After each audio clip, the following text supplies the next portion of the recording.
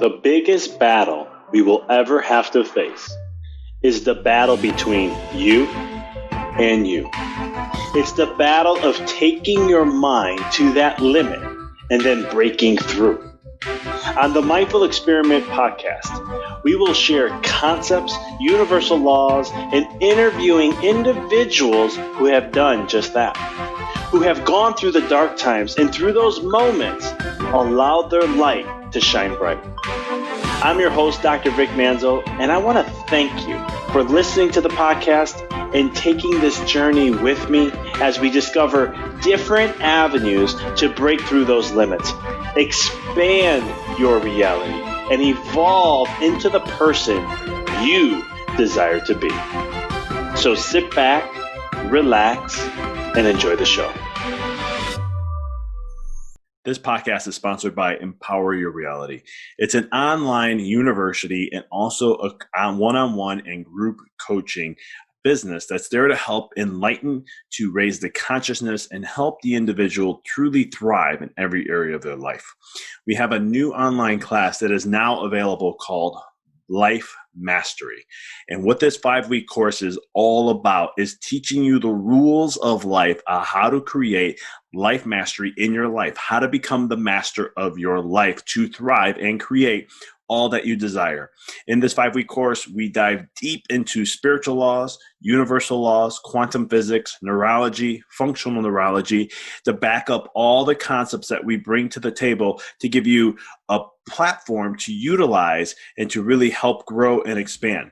Right now, we have a ton of amazing bonuses that are going on while you sign up for the class, and we even offer a 2-week money-back guarantee if you don't like the program. To check out more about it, go to www.empoweryourreality.com. Now, back to the show. Hey everyone, this is Dr. Vic, and you're listening to another episode here on the Mindful Experiment. As I had such an amazing time interviewing Marni Battista. Now, this was a fun interview. We went through the whole dating aspect. I had a lot of curiosity about how people are dating in today's world with COVID and quarantines and lockdowns and all these things. And she shares wonderful advice on what you can do if you are single and looking. But we also got into marriages and relationships also. And what are things you can do and how can you keep things fresh and so much more. And so we tried to hit all the perspectives in this interview, and I think you'll get a lot out of it. Marni is an expert in this, and I had a pleasure chatting with her, her energy, and so much more. To give a little background about who Marni Battista is, she is a relationship coach. She is the queen of making her clients irresistible to men in today's dating environment, even one in which they have to stay responsibly apart. In a world complicated by the buffet, try it and leave it approach to dating and relationships, further complicated by technology, increasingly confusing gender roles, and now a global lockdown, Marni teaches successful women how to find the perfect man without sacrificing their dignity or professional goals, and how it is responsibly. Her innovative process using a cutting-edge combination of neuroscience and authenticity to attract not just any man, but one who will be an ideal partner, equal in person with whom a woman can create a pathway to life of meaning, intimacy, and personal fulfillment. She's a relationship coach and expert. She's a writer, and she's a nationally recognized TV, print, and online magazine expert. Cosmopolitan Magazine, Yahoo, Shine, Huffington Post, YourTangle.com, CupItsPulse.com, Men's Fitness, Glamour, and more. She has appearances on major television networks, including CBS and ABC, where she has been a guest on Loveline, filling in for Dr. Drew and Dr. Phil on a nationally broadcast radio shows, just as On Air with Ryan Seacrest, and on YouTube channels like Off Air with Sasani. Marni's weekly dating and relationship podcast, The Dating Den, has more than 25,000 downloads per month, and she was named one of the top 10 best women's dating experts by datingadvice.com. So, expert, definitely. Great wisdom, great information that she shares here. I'm excited for you to tap in. If you're single, jump in and listen. If you're married, have a partner in a relationship, tap in. We get into that part too. It's really a great one. And as always, if you like the episode, pay it forward by sharing with someone else. Hit a like on the podcast, and let us know what you thought and so much more. But with no further ado, here is Marni Battista. Marni, welcome to the show. I'm so happy to be here. I'm excited to have you on, especially during these times. I am so looking forward to pick your brain and learning all from you in the whole realm of what you do. So thanks for taking this moment. Thanks for sharing space with me and the listeners to really share your knowledge and expertise in what you do. You're so welcome. So I always like to ask this question first. It's my listeners know this every time I do an interview.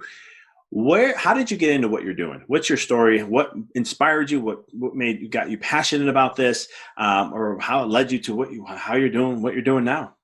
Well, I think that what we teach, what we have to learn, and I'm 50. How old am I? 54. Sometimes I forget. I'm 54, and if I really look back to being 10 years old and, laying in my, on my red shag carpet in my living room, at the age of 10, watching the Magnavox, watching, the Miss America pageant then I had a boyfriend when I was 10, Kent Roeder, who I still love, as a dear friend. And he said to me, "You're so pretty. You could be Miss America." And then he hung up. And, just that moment of being like, this boy is saying this thing about me, and it makes me feel seen and enough. And it was the beginning of the whole pick me energy. Like that if someone liked me, loved me, wanted to sleep with me when I got older, then I was alive, I was worthy. And, forward that, to when I'm 21, married, and I have a daughter's that age now. I literally am like, what the hell were my parents thinking? I'm just always amazed by that. But anyway, so just really being able to be in that marriage for 17 years and still wanting like to be loved and enough and seen and all of those things that didn't really work for me. And I had 3 daughters. And so when I got divorced and I found myself once again in another bad relationship, and I couldn't willpower my way out of being a psycho ex-girlfriend, I decided that my why was my kids. And they were young at the time. And I was like, I have to figure this out for me so that I can model something different for them. And that was the beginning of my journey. I love that, and I love how you say, we teach what we have to learn, right? I just want to make sure I quoted that correctly. Yeah, absolutely. So it's good. It's good. And, my kids are 25, 22, and 18. And so I can see that, they have a completely different experience of themselves and dating and men and relationship and confidence and self-worth. And so I'm like, check, mission accomplished. And now, they're out of the nest. And it's just, I'm so grateful that I have these other amazing women, around the globe, right? That I can continue to do this work and make an impact. I love that. And through that journey, I mean, was there in your, because I love your story, like, I was seeking for others, right? And you were looking at outside yourself, and as long as you got the attention, it was good, right? I just want to make sure I'm Yeah. confirming that story. I can relate 100%. That's how I was growing up. As long as someone liked me, I was like, great, thumbs up. How do I please that more? How do I feed Yes. into that, right? Yeah. And then you get into these rabbit holes and these things, and then you're like, how do I get here? And then there's like time after time after, for me, it was failed relationship, failed relationship, failed relationship. I'm Yep. like, okay, maybe after like 5 or 6, I'm like, maybe it's me, maybe it's not, or maybe what am I doing wrong? Yeah. Well, I would say the common denominator in all my failed relationships was me. So it's time to take inventory and I think, look, it's not that I think people get so guarded and defensive, like because of the fragility of our self, that it's so much easier, especially in the space of dating, because it's an adventure, to say like it's them, it's him, what's wrong with men? I hate online dating, where's chivalry? There's no blah, there's so many reasons to deflect. And so it's really interesting. And I learn things in really interesting ways. And so on my show, we do this little Bachelorette recap every every week when the Bachelorette. And so I have a therapist that came on recently, and this guy who's like what I call a man panelist. He's like your average guy. Anyway, and I love your take on this because I think it was so interesting. So in this scene, this woman who's the Bachelorette is basically saying, sorry, it's been 9 days. I don't want to play anymore. I've met someone else. I'm in love. You guys are out. And this young guy in his 30s is like, hey, I just need to tell you, like, you really hurt me. This really hurt me. And she got super defensive, and guarded and like accusatory. And it was, and I guess what I want to say is like, when you're in that guarded place and you're not in empathy and you're not looking for understanding, you miss opportunities for feedback, right? That can create connection and can also help you create what you want in your life. And so, it's just so easy to be guarded and defensive and accusatory. And when we can be in empathy and curiosity and connection, then we can be in a space of creating rather than deflecting or avoiding or blaming. I think that's where, I was taught midway in my journey. I had someone always say, like, your spouse, your partner is actually your perfect balancing person. It's one who keeps you balanced if you really look at it. And it was hard for me to grasp that. But then I evolved to a certain level, and I have someone in my life who I dearly love. She's the one person I want to make proud of. That's the only person I want to make proud of everything I do. And it's one of the things where I learned over time that when she's like, but this is how I feel. This is how you made me feel. This is not how you made me feel. It's like, this is how I feel about X, Y, Z. And when sometimes I'm not perfect with this. Sometimes I'll get defensive, right? And yeah, of course. Me too. knee-jerk reaction, right? I don't like to feel guilty. I'm Italian, and I grew up in a Roman Catholic society. Yeah. So guilt is like, that's the first thing. I'm wrong. I messed up. I'm horrible. I'm this. And so that's my inner critic that comes up from time to time. But there comes a point where once I break through that, she has so much patience because she'll see me go through it, and then all of a sudden we keep talking and things will get smooth. But then I'm like, okay, so tell me how can I do better? Where did I go wrong for you? And then what's the beauty of that for me, as I found, is that she's actually sharing where I need to grow in. Well, yeah, and I think that's amazing to ask those questions, and that's where we can all say, how can I do better, right? And it's not from a place of judgment, right? Or like you said, that inner critic, but it's really the most self-compassionate thing you can do is to nurture yourself, to be there for yourself, and to ask people for feedback when they're trusted sources. So I don't know how we got on this tangent, but what I want to say is that when you take responsibility and you have curiosity and you open up and you let your guard down, then there is so much possibility for connection, intimacy, growth, and meaning in your life. Why is it that we put the guard up in the first place? Oh, well, I think everyone gets their own personal answer to that one. But generally speaking, is that there are parts of us that are younger, right? That were wounded, that had traumas with, and by the way, trauma with a little t and a big T, meaning, trauma can be something very traumatic like sexual abuse or physical abuse or emotional abuse. Those are all traumas. I really like to remind people that even if you had, more of an idyllic childhood, right? There was not a big trauma. If you look at that, there's a what do you call it? A measuring tool called the ACE tool. And if you go through it and you say, like, I had this, I had this, I had that. And then the more boxes you tick, the more likely you are to have troubles, emotional and mental health troubles. And so some people will go through that thing and they're like, well, I only had one. Why do I still have a bad picker? Or why am I still struggling?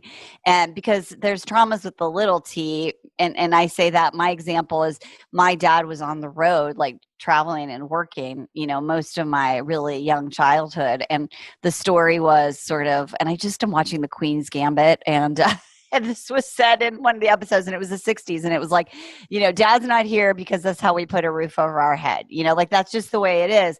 And so I sort of grew up with crumbs, like my experience of love was like, you get it when you get it and you're grateful. And that should supposed to be enough. And so whatever your trauma is or your experience growing up, there's this little part of us, we call them little who's on our campus, that didn't get what they needed. And so no matter how smart we are, how old we are, those unresolved little who's sometimes drive the bus. And I like to imagine it as like a 5-year-old, driving like a Greyhound, right? It's like, and so and your example was so great, right? So like, no matter how much you love your wife and how amazing she is, when she says something, there's that little who that was raised in this very, certain family, that guilt was a thing. And that little guy inside of you is like, I'm sorry, please love me. What did I do wrong? Let me make it better. And so what we have to do is we have to learn how to soothe those little who's. And what most of us do, well, first of all, we don't really realize they're even there. We just think that's us or that's real. But the thing is, we're like, I listened to all these podcasts. I've read all these books. I've been going to counseling. Like, what the heck? Stop. What's wrong with me? God, like we just beat ourselves up. And that's not going to ever solve the problem permanently, right? It's not what that part of our self and our brain needs. So it's through self-compassion, right? Like, oh, no wonder you're triggered. It makes perfect sense. Like when we were growing up, we heard this all the time and it hurts. It's okay. I'm an adult now. We're going to go talk to the wife and she totally loves us and we're going to work through it. And that's kind of the way to be able to love yourself towards emotional health rather than kind of like chastise your way there.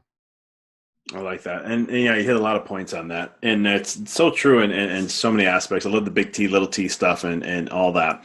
And I can relate to the whole thing with the dad thing too for myself. Dad's always working, trying to put food on the table, that kind of thing. When it comes to how much does, I don't want to say, I guess I'm going to say it this way, and let me know, correct me if I'm wrong, but like, how much does forgiving yourself along the way matter? Oh my God, like a bazillion %. Like when you're like in the journey of it all, right? Like, understanding that, hey, I'm not perfect. Hey, I'm not this, but accepting that you're not and knowing that I always look at it as like a kid trying to learn. And how do you, how is there a practice do you recommend or tips do you give? Well, what do you have that can help individuals with that? Because I know that was a big struggle for me about how I had to be perfect.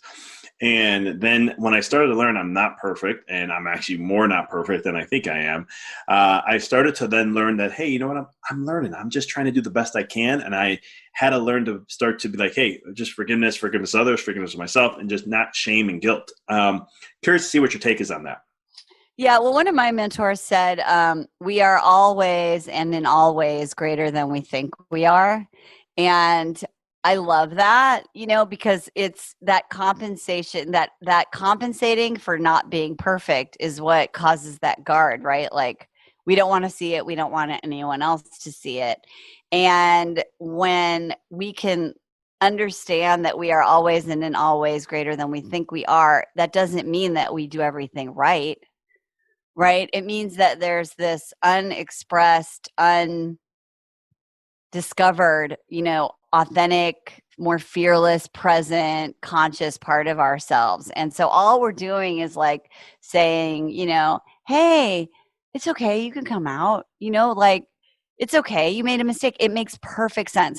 My favorite thing we teach our clients to say is when you have that moment, where you kind of effed up, or you're out of alignment with yourself, you can just, if you start with, you know what, it makes perfect sense because I was scared, because I was afraid of being judged, because I didn't want to make a mistake, because I really want this person to love me, because, it makes perfect sense, and then you can have understanding for yourself and then ask yourself this question, now what? Right. So kind of, I heard this also from a mentor I really trust. And the question that you can ask yourself is, or the statement you can make to yourself rather is, so what, now what? Right, because every moment is giving us an opportunity to decide who we want to be in that moment. And the moment 2 minutes ago or 20 seconds ago could be a mistake. And there's nothing we can do about it, right? And all time is precious and valuable. So what am I going to do right now in this moment that's going to be self-compassionate and self-loving? And so I think when you say now what to your, and then, understand so what, because there's nothing you can really do to erase time, is to look in that moment and all of that possibility. And I do believe in actual forgiveness process. That's part of the system that we use with our clients. In October, we were really lucky and grateful to do a live retreat because we had a small enough group in Utah, and we did it outside, and it was really amazing. And there was this labyrinth, and the retreat ended and the clients went home, and I had some extra time there, and I just felt this, like, you know what, I need to do some forgiveness. So I walked out into that labyrinth, and I was like, oh, I don't want to forgive these people. I want to be right. And so I did this, I walked that labyrinth, and, it was kind of a mix of a lot of different practices and processes. But one of the things that, and it brought me to tears, in my own experience of it. And one of the things that I did that was so powerful was the Ho'oponopono, and you could just Google it and see, what it is. But it's a version of, I'm sorry, forgive me, thank you, I love you. And in my one experience, I had a really big T trauma, a ski accident last February where I broke a bunch of bones in my sacrum. And the person who's my friend who I went skiing with was like, come on down this double black diamond. And I was like, okay, And I was so mad at her. I was not wanting to say I was mad at her. I was like, I forgive you. I made the choice. But I realized in doing that, Ho'oponopono was part of that process that, and it was like, I'm sorry. And people are like, what? She did that. Why are you sorry? And it was like, because I was holding all that anger on toward her. And I know she felt so bad. I know she feels so bad every day, and in that whole process, I created all this emotional freedom. And what's crazy about it is that after I did that labyrinth, my husband and I went on this like RV experience with a little 24-foot Airstream. And I've had back problems, obviously, as a result of healing from this. And I'm going to tell you, something changed physically. I healed at a new level. And I know for a fact it's because I created that space from doing that work. So forgiveness is essential. Couldn't agree with you more. And Ho'oponopono work is just phenomenal. I've used it in my life, and it's been absolutely amazing. Yeah, Google it, people. Do it. I'm telling you. I did a show with someone who is actually a teacher of it, and I've actually had a couple people who've done it, who are teachers of it, and it's pretty cool stuff. I highly recommend it. Google it. Check it out. I'm going to shift gears here a little bit because I'm just very curious. I've been wanting to ask you this. I actually asked you this before we jumped on, just for curiosity. Dating, relationships. We got quarantines. We got lockdowns in the States, in the countries. Yep. Other countries are locking down.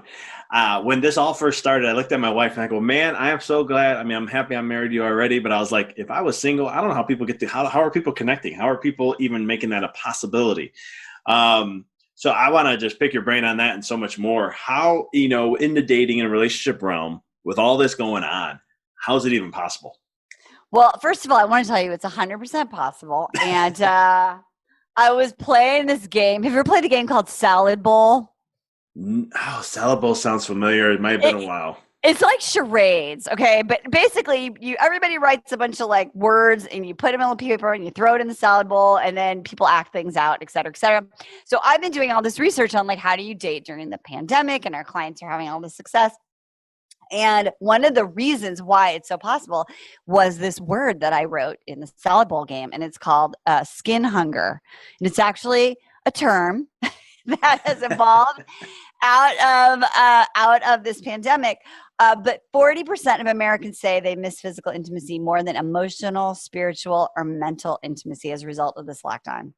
and 26% of Americans feel deprived of touch. Right? So all that to say, there's some skin hunger going on, which means that those who are in that category are literally ready to create a connection.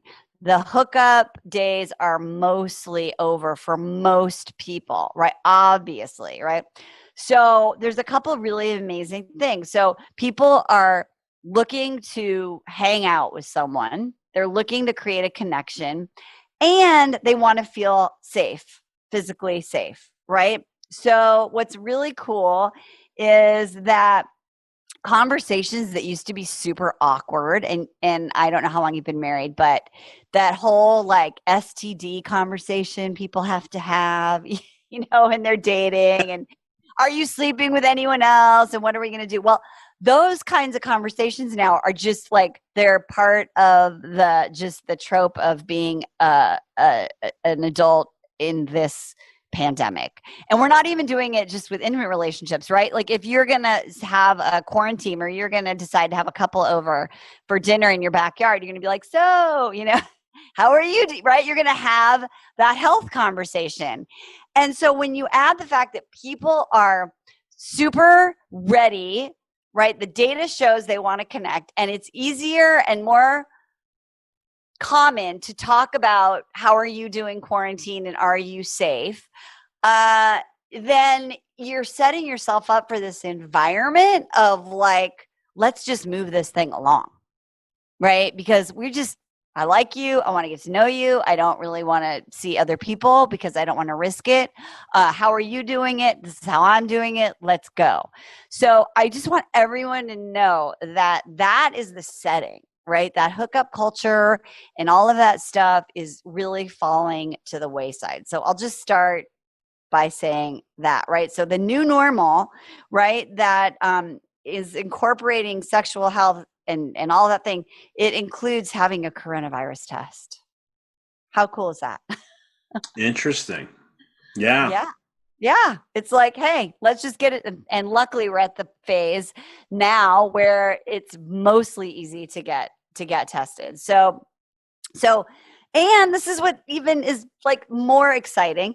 When we come out of this period of isolation, we're all going to have this new skill set, right? That we're going to be able to have like communication about some of these things. So that those difficult conversations that used to have a lot of shame and awkwardness to them, now they're easier to have. So that means you're automatically starting out with more vulnerability and an ability to have that kind of conversation that's going to create connection. So you're building a skill set right now that you probably didn't even know is going to help you have better relationships. Interesting.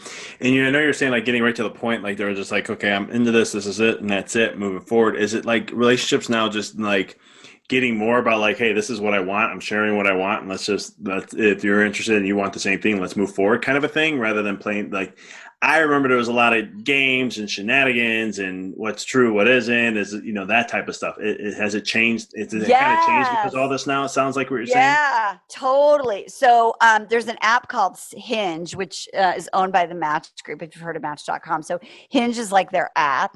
And they did a study recently, and they said that 69% of the app's users are thinking more about who they're really looking for, and 50% say they're no longer chasing after people who aren't interested in them.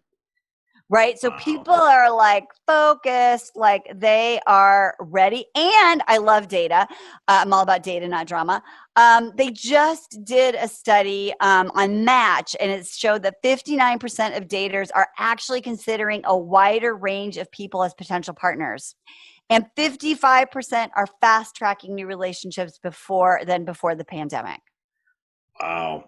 Yeah, so it's like, dang, and all these sites and apps, they're making it easier to get to know each other. They've incorporated video components. So if you don't want to use FaceTime, you don't want to give someone your phone number, or you don't have Zoom, or you don't want to use Zoom, or it feels weird to use Skype.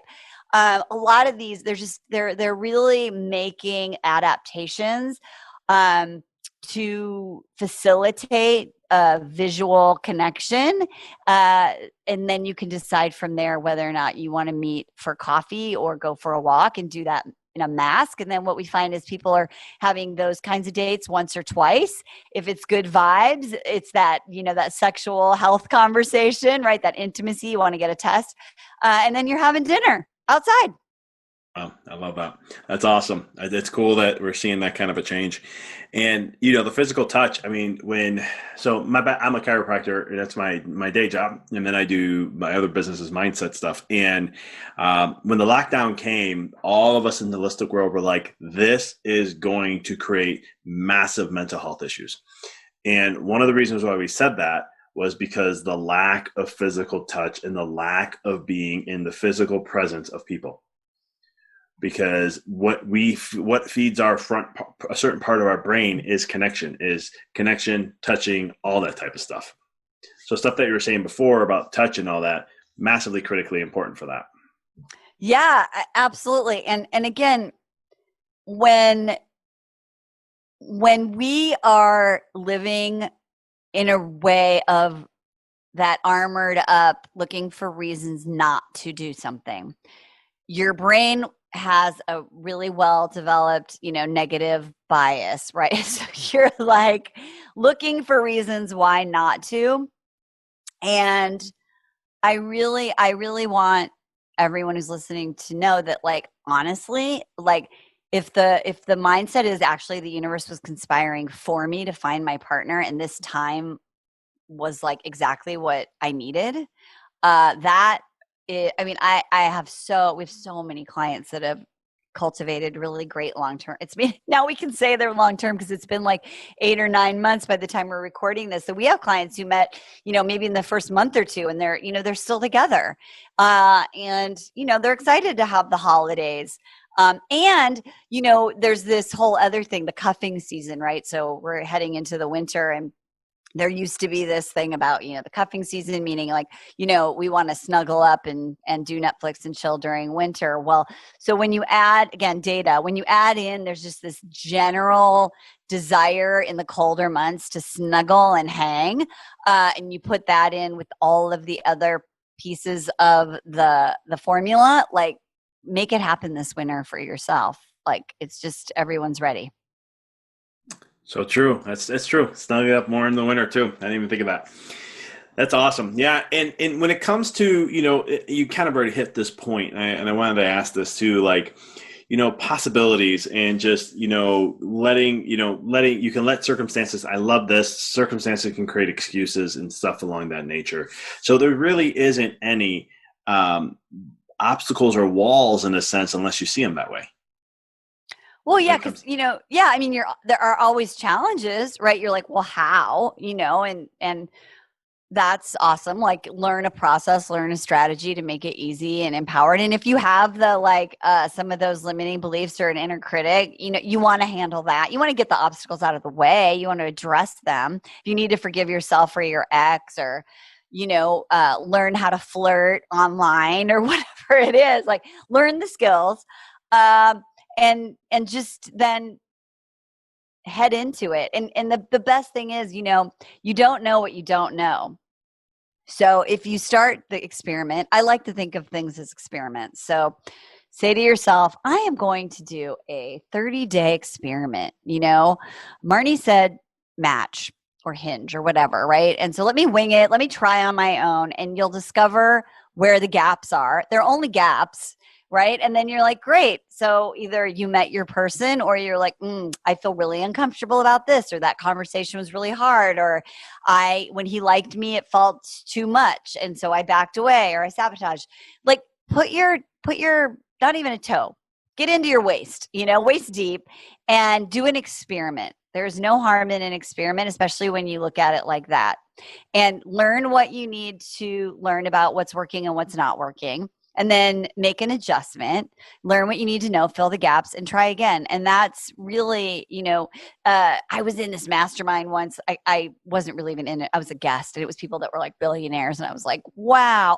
Anyway, and one of the guys said, if you don't fail at least once a day at something, you're not really pushing yourself hard enough to, like, go for your bigger dream.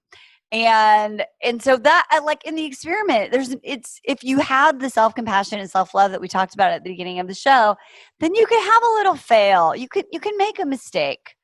That's humanity, right? Kristen Neff says that, like being human is to suffer, right? And have pain. That is the human condition. It's how you handle it that will, sort of make you be able to be resilient and pick yourself back up and try again. And so, learn about yourself by doing the dating experiment.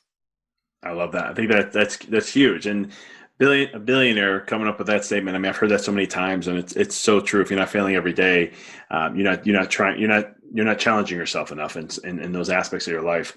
I think that's very, very critical on so many levels. How about when it comes to, so we're talking about relationships, and we're getting into that.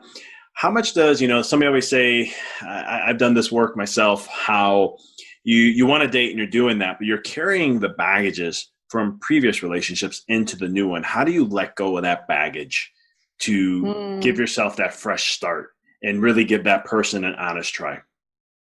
I love this. I remember watching, I can't remember if it was Friends or How I Met Your Mother, but there was like this couple on a date, and they were in a restaurant, and behind each of them there were like trunks, like back in the old days before suitcases. And so behind them they each had like all of these trunks of their baggage, and they were talking, and it was like the stuff was flying out of the trunks, all of the stuff. And so number one, it's really important to realize that if I have what we call like an assumption, it's going to happen. It happened before, it's going to happen again. We need to look at like removing those things, right? So one of the best ways to start this process is to do what I call a little awareness journal, and you can just put it in your phone if you're a digital person, and start to notice what are all the beliefs that you have about dating, relationships, men, women, sex, whatever it is, and what are all the assumptions that you have. And those are going to be like your list. Like at the beginning of every year I do, or at the end of every year, I do like an annual planning process. And by December 31st, I have a list of like 50 limiting beliefs that are going to hold me back from, achieving what I want in the coming year. So if you create that list, and then you can go through and you can be like, okay, maybe I need to talk to a counselor about this one. Maybe this one, if I really think about it, I realize this is just like a little who, and that's not true. And I can, or I need to do a hopone, right? Like you can do the work around them, but that can only happen if you like get out your shovel and you start digging. So even if you're listening to this episode, listen to it again, and everything that I say or you say, Vic, like, be like, you had a reaction to it. Is it because you didn't believe me? Because it made you scared? You have another belief, you make an assumption, right? And then just unearth them, and then you can handle them, right? So it's important to reveal so that then you can release and then rejuvenate, which in our campus is then you have to learn the new skills or the new behaviors or the new thoughts. I love that. Yeah, I think that's so critical in so many ways, because I know I didn't realize I was carrying baggages as before, and then one day somebody was talking about it to me, and I was like, no, I don't do that. I don't understand. Again, here comes the defense mechanisms, right? And then I sat down and thought about it, and I was like, oh yeah, that's this, that's that. And it just started showing up, and I'm like, wow, okay. And all the stuff you said, it's one of the things where, doing that work, for all the listeners listening, it works, and it really gives that opportunity. But then you got to know the skill sets, and that's where Marni comes in, who can share all that and so much more. When it comes to things like, I'm trying to think. I'm trying to cover all the aspects. We talked about dating process. We got into there. I'm trying to get more into the relationship. What is a piece of advice you can give for people who are in relationships today on how they keep things? I hate the word used, fresh. I'm going to go there. You tell me if there's a better term for that. But how to keep things fresh, or how to keep things, I'm gonna go. I don't know. I'm a lack of term. That's all that's coming to me right now. Fresh. I think fresh is good. So I think that, the way I describe like a healthy relationship is that both parties are committed to their individual growth and the growth of the relationship. Right. The example you gave with your wife is perfect. You're like, oh, I need to work on this. And she's like, well, let me give you some feedback. Right. And that's, you're growing your relationship and you're growing in your individual. Right. So first of all, having that mindset will definitely keep things fresh. So I'm really a fan, especially right now. It's like actually easier than ever to be creative in going on dates with your person without having to leave the house. And So it's kind true. of it's so true. So my husband and I kind of look at different kinds of ways that we want to connect. And one of the things that I think gets left out are what I will call like intellectual connection dates. Because most people are like, let's go do something fun, right? Or let's just go out to dinner, or let's go dance, or let's go listen to music, or let's go to a show. Well, you kind of can't do a lot of those things right now, right? Um, I mean, I've watched a lot of reality TV. I have my Netflix and chill time has definitely been fulfilled, and I love it, and it's actually super fun. And also, so what can I do to actually create like intellectual connection, not just physical, not even just emotional? And not all men are super good at like talking about their feelings, right? So we want to make sure that we have different areas of ourselves that are creating connections. So looking at online ways to do intellectual virtual dates is a really fun thing to do, and it's not that hard. So two of my favorite things I've done in a lockdown with my husband, well, not lockdown, quarantine, is we did a virtual chocolate tasting. So I think I saw it on Facebook, and we like ordered this like box of like fancy ass chocolate from Sweden, and it came. And then we did this like chocolate tasting online with this like Swiss chocolatier. And it was like a little history about the chocolate, and we learned about the chocolate, and we tasted the chocolate, and chocolate's kind of sexy. And we learned, and we had chocolate, and it was super fun. So that was a really fun date. And then actually just last night, we did it was called like Art Bites. And so it was about, I'm the only one who read the book. He didn't read the book, but that didn't matter. And it was like an art and history lesson, because the book took place in Mexico in the 1950s. And we learned a little bit about Mexican history and art. And then we cooked a meal. We did like a virtual cooking class. And he doesn't even like to cook, but he was totally like, I'll do the blender, I'll stir the mushrooms. So we learned a little bit. We ate a great meal. And it was just super, super fun. And I think honestly, in regular times, if I would have been like, so do you want to go to a cooking class? This is like a book club. He would have been like, what? There's going to be all these women there? No. But we did it, and it was so cute because there's all these like husbands and partners in the background that were the sous chefs. So get creative. Like that's fun. So don't forget about intellectual dates. There's so many cool things that all of these companies are innovating. And I think that keeps it fresh because it's fun to learn together. I think that's genius because there's so many different things. Like I've heard things like you still can do your date night with dinner. Just go get the dinner, put it on the table, come back and dressed up and do that. But those are cool things to do where you're tying in the virtual side of stuff, and you're still at home, but you're still getting an experience and so much more. Right? That's such a cool tip. Yeah, it's been really, really fun. So just be on the lookout for it. You can Google it. But I think what I'm really about, hashtag blessings of COVID.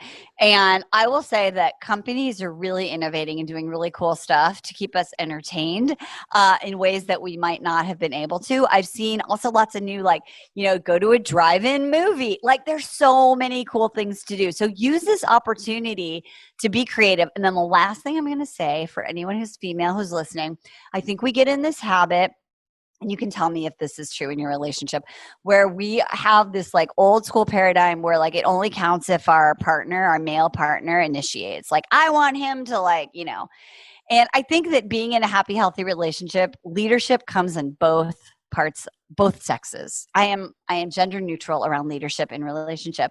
And so if your lady's the better researcher, or, that's your jam, like, I just want to give you all permission. You can initiate the dates.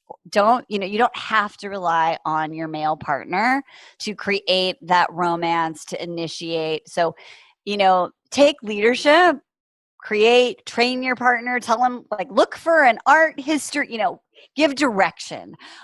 Because I think that so many women just have this expectation that a guy is just going to have the same interest, or that he's not romantic, or he's not X, Y, or Z because he's not taking the lead all the time. And I just think that sometimes women are more naturally adept at that.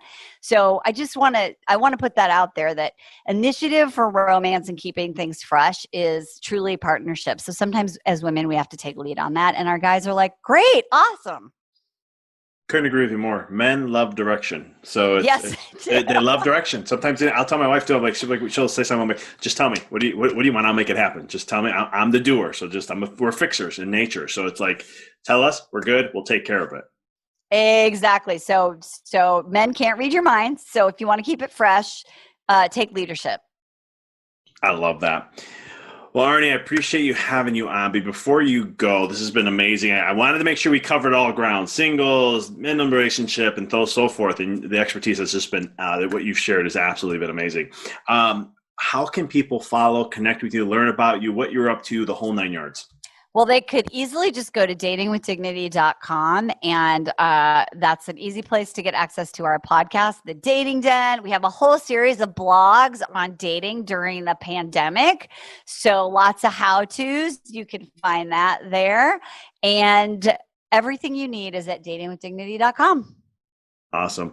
Arnie, I appreciate the work that you're doing. I always think we can always get better in our relationships, and you definitely know this stuff hand in and out, and I appreciate you getting the opportunity to share with the listeners. So thanks for what you're doing, and thanks for shining your bright light to everyone out there too, for the singles and for the ones dating.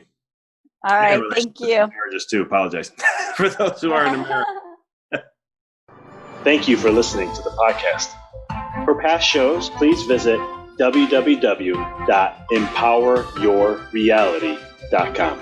I hope this show inspired you and added to your life to help you on the journey to rediscover who you really are. To connect with us on Facebook, please visit www.facebook.com/Dr. Vic Manzo. Check us out on Twitter. The handle is Dr. Vic21. Follow us on Instagram, www.instagram.com/Dr. Vic Manzo. If you were inspired by the podcast, pay it forward by sharing it with someone who you know can benefit from it. Thank you again for listening to the Mindful Experiment podcast, sharing paths to help you rediscover your infinite potential.